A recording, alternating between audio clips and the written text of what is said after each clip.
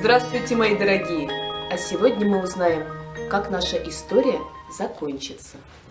Козлов в ту пору много было. Это простых-то. Какованя каждый день то одного, то двух к балагану подтаскивал. Шкурок у них накопилось, козлиного мяса насолили, на ручных санках не увезти. Надо было в завод за лошадью сходить. Да как Даренку с кошкой в лесу оставить?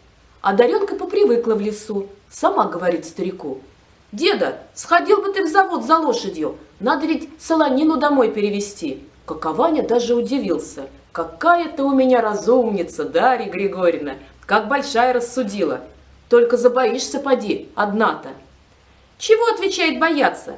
Балаган у нас крепкий, волкам не пробиться, и Муренка со мной, не забоюсь, а ты поскорее ворочайся все-таки». Ушел Какованя. Легла Даренка рядом с кошкой, да и уснула до утра. Другой день прошел, не воротился Какованя.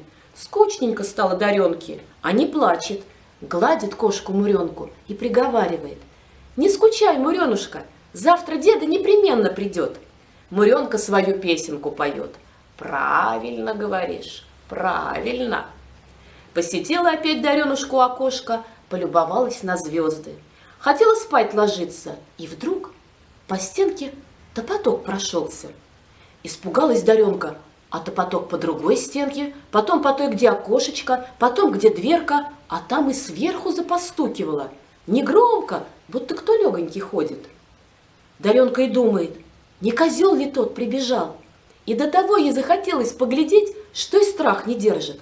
Отворила дверку, глядит, а козел тут, вовсе близко, правую переднюю ножку поднял, вот топнет, а на ней серебряная копытца блестит, и рожки у козла о 5 ветках. Даренка не знает, что ей делать, да и манит его, как домашнего: «Мека, мека!» А козел как рассмеялся, повернулся и побежал. Пришла Даренушка в балаган, рассказывает Муренке: «Поглядела я на серебряное копытце, и рожки видела, и копытце видела. Не видела только, как тот козлик ножкой топает, дорогие камни выбивает. Другой раз, видно, покажет». Муренка, знай, свою песенку поет. «Правильно говоришь, правильно». Третий день прошел, а Какованя все нет. Вовсе затуманилась Даренка, слезки запокапывали. Хотела с Муренкой поговорить, а ее нет. Тут вовсе испугалась Даренушка, из балагана выбежала кошку искать. Ночь месячная, светлая, далеко видно. Глядит Даренка, кошка близко на покосном ложке сидит, а перед ней козел. Стоит, ножку поднял, а на ней серебряная копытца блестит. Муренка головой покачивает, и козел тоже, будто разговаривают. Потом стали по покосным ложкам носиться.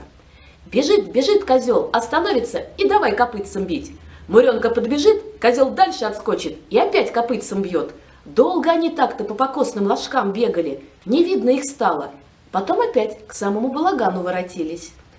Тут вспрыгнул козел на крышу и давай по ней серебряным копытцем бить. Как искры из-под ножки камешки посыпались, красные, голубые, зеленые, бирюзовые, всякие. К этой поре как раз Какованя и вернулся. Узнать своего балагана не может. Весь он, как ворох дорогих камней, переливается. Наверху козел стоит и все бьет да бьет серебряным копытцем, а камни сыплются да сыплются. Вдруг Муренка скок туда же, встала рядом с козлом, громко мяукнула, и ни Муренки, ни серебряного копытца не стало. Какованя сразу полшапки камней нагреб, да Даренка запросила: «Не тронь, деда, завтра днем еще на это поглядим». Какованя и послушался. Только к утру снег большой выпал, все камни и засыпало. Перегребали потом снег-то, да ничего не нашли. Но им и того хватило, сколько Какованя в шапку нагреб. Все бы хорошо, да Муренку жалко, больше ее так и не видали. Да и серебряная копытца тоже не показывался. Потешил раз и будет. А по тем покосным ложкам, где козел скакал, люди камешки находить стали. Зелененькие такие, хризолитами называются. Слыхали?